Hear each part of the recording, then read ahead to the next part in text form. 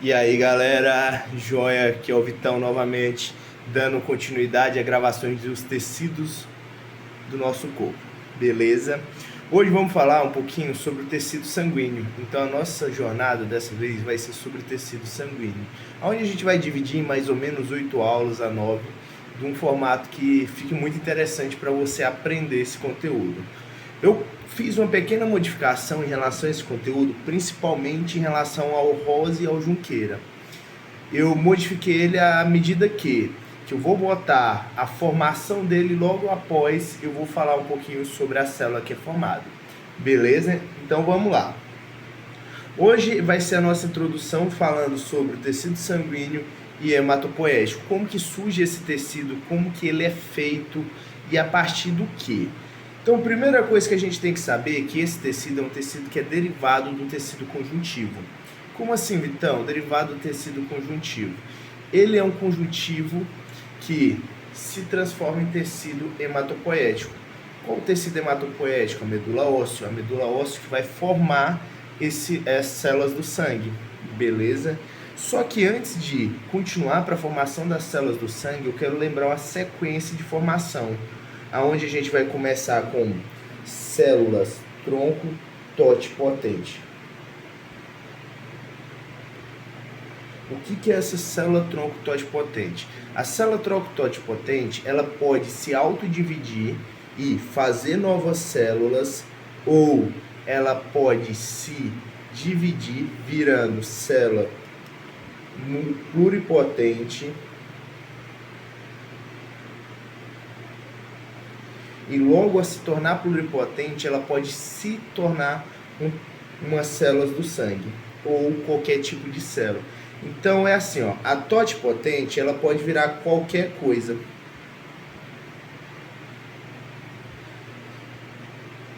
Qualquer coisa. Quando eu falo qualquer coisa, é qualquer órgão, qualquer tecido, qualquer coisas que seja. Além disso, vira também os anexos embrionários.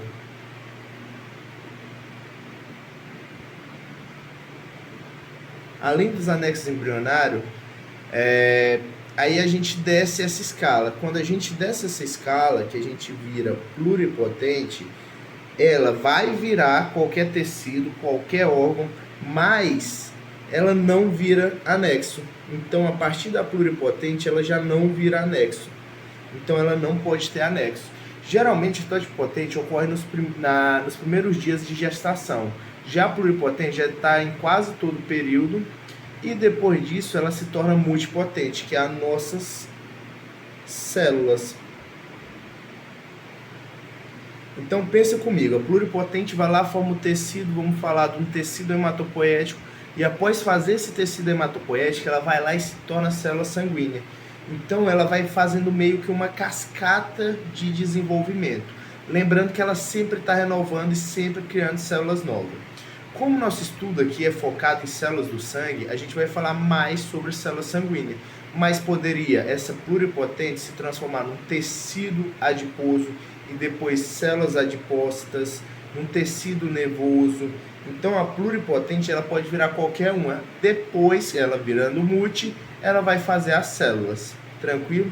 Falando que o sangue constitui um fluido viscoso, de cor vermelha, tonalidade variável, pH levemente alcalino, constitui entre 7 a 8% do peso corporal, e no indivíduo adulto tem mais ou menos 5,5 litros, vai depender do peso do adulto. Então, para começar esse estudo, como que ele é feito? Primeiro você vai lá, faz uma punção venosa. A partir do momento que você faz essa punção venosa, você vai botar ela num frasquinho. Botando no frasco, é indicado a gente aplicar anticoagulante, como heparina, citrato de sódio, porque depois que você aplica anticoagulante, não vai coagular, não vai formar coágulos. Agora a gente vai falar disso. Então, beleza. Tirou, fez a punção, retirou o sangue. Depois de retirar o sangue, a gente vai lá e faz o quê? Bota nesse vidro e joga numa centrífuga, onde vai separar por densidade. Centrífuga faz isso, separa por densidade. Aonde menos denso fica o plasma. Depois a gente tem um que a gente chama de creme leucocitário, onde eu vou ter leucócitos mais plaqueta. Então vai ter nossas células de defesa mais plaqueta. Então fiquem atentos a isso. E as nossas hemácias, que também pode ser chamado de eritrócitos ou células vermelhas.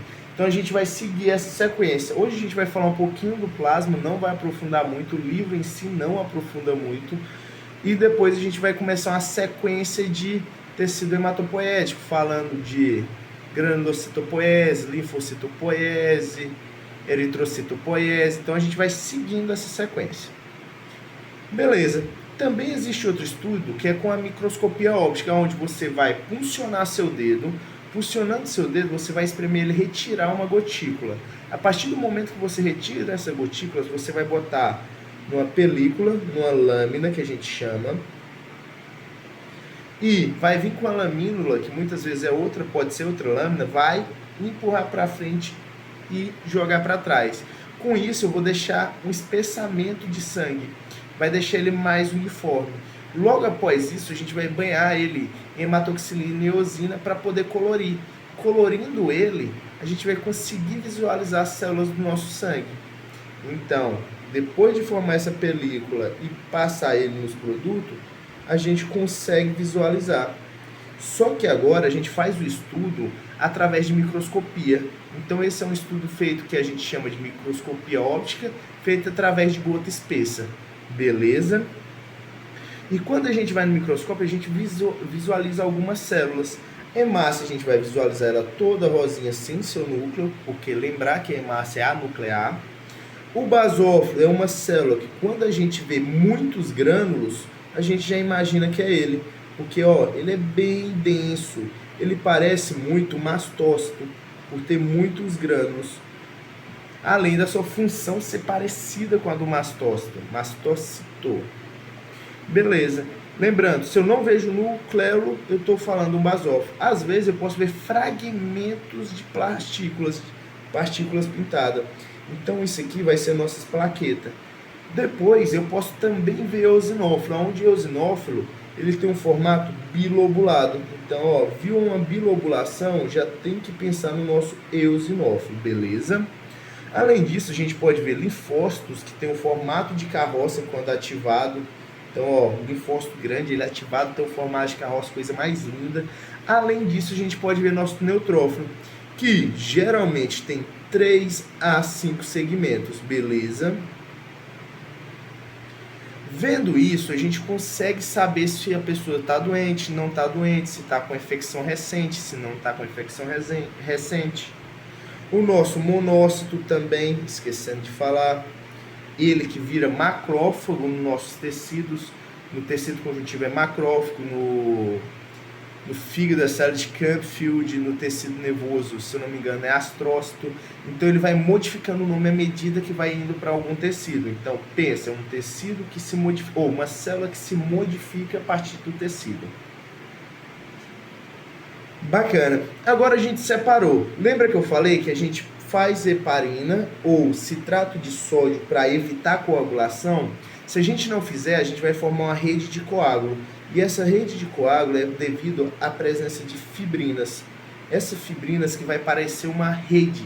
Então a fibra de rede que vai lá e vai reter todas as moléculas, todas as células do sangue. Então a fibrina, se não é preparado um anticoagulante, vai criar um coágulo. Então é por isso que a gente aplica muito anticoagulante depois da uma punção venosa, para evitar esses tipos de coágulo. Dando continuidade, para citar algumas proteínas do plasma, que são muito importantes, a gente primeiro tem as nossas globulinas, onde a gente divide em alfa, beta e gama globulina, aonde alfa e beta geralmente são carreadoras. Aonde gama, se eu não me engano, ela trabalha como se fosse um anticorpo, então é um sistema imune, é alfa-imunológico. Trabalha mais no sistema imune. Essas carreadoras, que geralmente são formadas no fígado, ajudam muito a levar íons, levar nutrientes para a formação dessas células. Então, por isso que existe essas globulinas. Além disso, a gente tem uma das mais famosas, que é a nossa albumina, que é ela que vai regular a nossa pressão osmótica, pressão colodosmótica. Então é ela que vai regular, porque se eu tenho uma baixa na albumina, a diminuição nessa albumina, que vai diminuir minha pressão osmótica, acaba que a gente vai criar um edema no nosso corpo. Então, quando eu tenho problemas no fígado, geralmente a pessoa tem muito edema, devido ao que? A uma baixa produção de albumina, que é feita pelo fígado.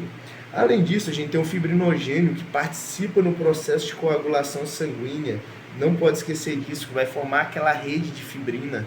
É o fibrinogênio que depois que ele é derivado, ou ele é cortado, ele é sintetizado, ele vai se formar uma fibrina.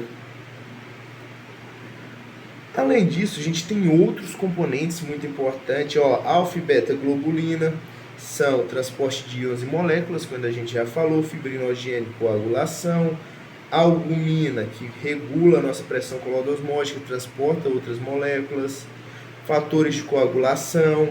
Então, são algumas das coisas que são produzidas no fígado ou em outras partes do nosso corpo, está na nossa circulação sanguínea, junto do sangue e junto do nosso creme leucocitário, beleza? Essas são mais importantes. Além de hormônios que também participam disso, só que a gente não vai aprofundar nisso. A gente vai falar mais sobre o tecido em si. Então agora, indo para o tecido em si, células do sangue são agrupadas em dois formatos. Células glóbulos vermelhos do sangue, que pode ser chamado de eritrócito ou hemácia, como já citamos, ou os glóbulos brancos, que são divididos em leucócito mais plaqueta. Além disso, a gente tem também grânulos azurófitos e grânulos específicos. Esse leucócito que a gente tem, é dividido em duas partes, entre agranulócito e granulócito.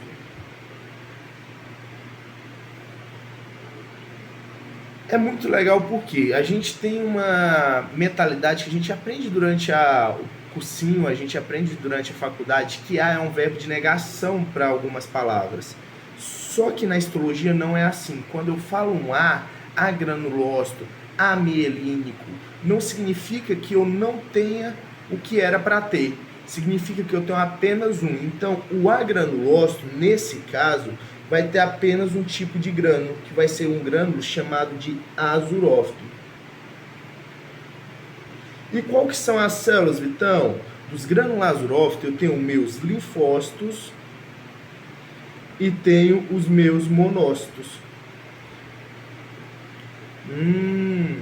E já o granulócito, Vitão? Se o agranulócito só tem um, significa que o granulócito tem os dois? Isso mesmo. Então, quando eu falo de granulócitos, eu tenho azurófito mais específico.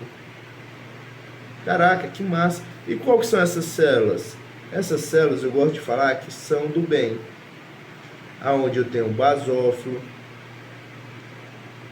aonde eu tenho eosinófilo e aonde eu tenho meu neutrófilo. Então são algumas das células que a gente tem no nosso corpo que são muito importantes para o nosso sistema imune. Isso aqui já foi questão de prova para portador, já foi questão de prova de faculdade mesmo, então pode ser que seu professor cobre isso, então tenta decorar, beleza? Falando agora, aqui já citamos até grânulos azurófito mais específico, granulócito. Grânulos azurófitos são os agranulócitos. Apenas um slide que está recapitulando o que a gente acabou de fazer, ou de falar, beleza? Então não vou nem ficar enrolando nele aqui. Além disso, galera, obrigado. Foque em um pino por boliche por vez. Até a próxima e relaxe que vai ter todos os conteúdos aí do nosso tecido sanguíneo e hematopoético logo logo.